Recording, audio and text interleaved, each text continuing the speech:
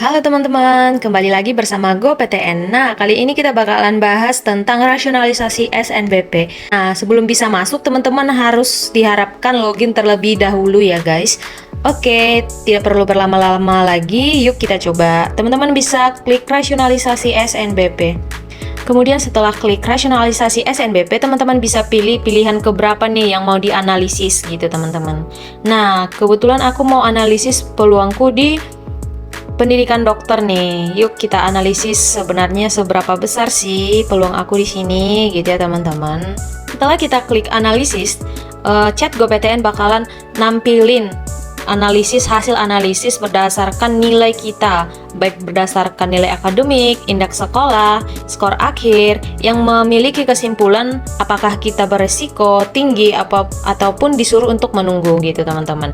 Nah, jadi di sini berdasarkan analisis dari chat GoPTN, ternyata skor akhir aku itu ada di angka 87,79 dan ternyata masih lebih kecil dari passing grade pendidikan dokter USU. Itulah sebabnya kenapa hasil dari peluang aku itu beresiko. Jadi apa nih faktor-faktor penyebabnya yang lain gitu ya teman-teman ya. Bisa teman-teman baca di sini. Terus ada yang pertama itu skor akhir berada di bawah passing grade. Kayak yang tadi ya, ternyata passing grade USU itu ada di angka 91 gitu guys. Kemudian ada ranking berada di luar batas jumlah yang diprediksi akan lulus atau yang kita sering sebut itu threshold. Kemudian data yang akan masuk akan masih berpotensi untuk mengubah hasil saat ini gitu teman-teman. Jadi data-data yang bakalan masuk ke GoPTN bakalan mengubah peluang lolos teman-teman semua. Jadi teman-teman harus pantau terus. Nah, untuk itu aku disuruh nih untuk menunggu sambil mencari jurusan pilihan lain. Nah, berarti aku disuruh cari jurusan yang mirip mungkin dan pokoknya lebih berpeluang lah. Terus caranya gimana nih gitu ya teman-temannya. Nah, dari GoPTN kita udah menyediakan yang namanya rekomendasi jurusan. Jadi teman-teman tinggal klik prompt apa jurusan yang paling berpeluang untuk saya lulus di SNBP 2024. Nah, teman-teman bakalan ditampilin nih berapa yang relevan dengan jurus teman-teman semua. Nah, kita coba klik di sini. Kemudian bakalan ditampilin kayak gini nih, guys. Pilihan utama aku kan tadi ada di pendidikan dokter USU, kemudian biologi dan kebumian ya, guys. Nah, teman-teman bisa lihat. Dan rekomendasi yang diberikan untukku itu ada banyak banget ini, guys. Ada seperti biologi Unsya, Unsam. Nah, ini guys nih.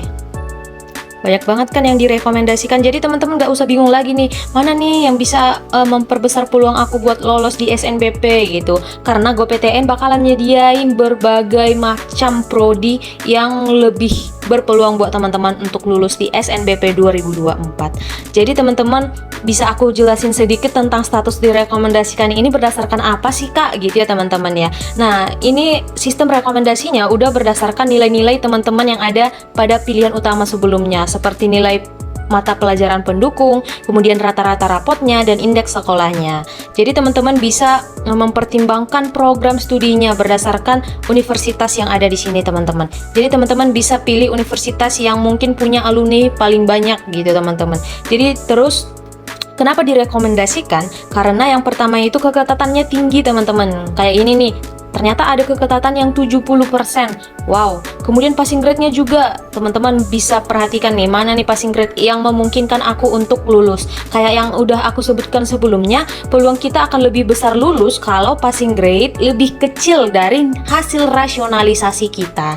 Jadi teman-teman jangan ragu lagi untuk coba-coba chat GoPTN yang ada di GoPTN.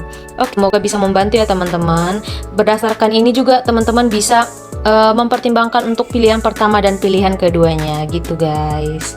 Thank you, see you, dan jangan lupa dicoba chat GoPTN-nya.